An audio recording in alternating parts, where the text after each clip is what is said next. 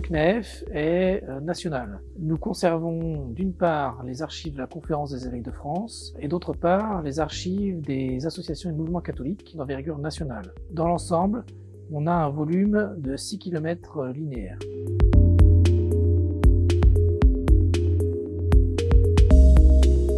Donc ici, c'est le magasin d'archives où on conserve principalement des publications, donc à la fois des ouvrages historiques sur l'histoire de l'Église de France au XXe siècle, et puis surtout les fonds d'archives que nous conservons, donc les fonds d'associations de mouvements catholiques notamment. Et nous avons un exemple ici qui parle souvent aux gens, c'est les Cœurs vaillants et âmes vaillantes, qui ont été créés donc dans les années 30. Le premier numéro, c'est celui-là, qui a été édité donc en 1929. Il y avait des dizaines de milliers en fait de jeunes qui faisaient partie des Cœurs vaillants au plus fort du mouvement.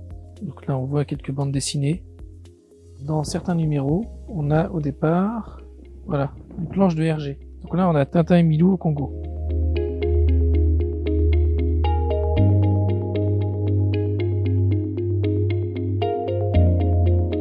On reçoit les archives par versement des services de la conférence, et puis ensuite on a des associations qui peuvent nous remettre leurs archives sous forme de dons ou sous forme de dépôt, donc le journal qui faisait le lien entre les jeunes qui faisaient partie de la JOC. Là, on s'efforce de conserver ce genre de journal à plat, de façon à ce qu'il ne s'abîme pas à la conservation. C'est notre rôle de conserver ces documents-là le plus longtemps possible.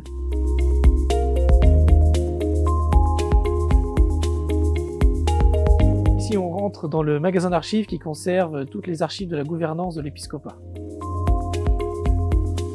Donc ici, par exemple, on a ce qu'on appelle les livres blancs couramment. Ce sont les procès-verbaux de l'assemblée plénière de l'épiscopat. C'était l'assemblée plénière qui a eu lieu à Lourdes en octobre 66. Et donc ce procès-verbal est assez particulier, parce qu'avant la conférence existait l'assemblée des cardinaux archevêques. Et c'est en 66 que la conférence des évêques de France a été vraiment créée. Si je devais résumer en quelques phrases le but du CNAEF, c'est conserver la mémoire de l'Église au niveau national, et de la faire vivre en la valorisant auprès des chercheurs pour que cette histoire, cette mémoire de l'Église soit étudiée, soit racontée, et de la valoriser pour montrer auprès du grand public ce que l'Église a fait par le passé.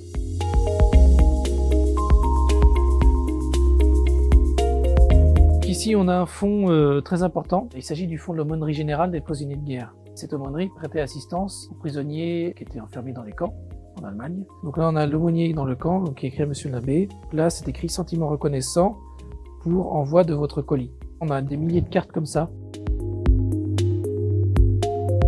Le CNAEF est ouvert à tous sur rendez-vous uniquement lors des journées européennes du patrimoine en septembre. Nous organisons une journée de visite où tout le monde peut venir. On a l'occasion de voir des pièces assez exceptionnelles à ce moment-là.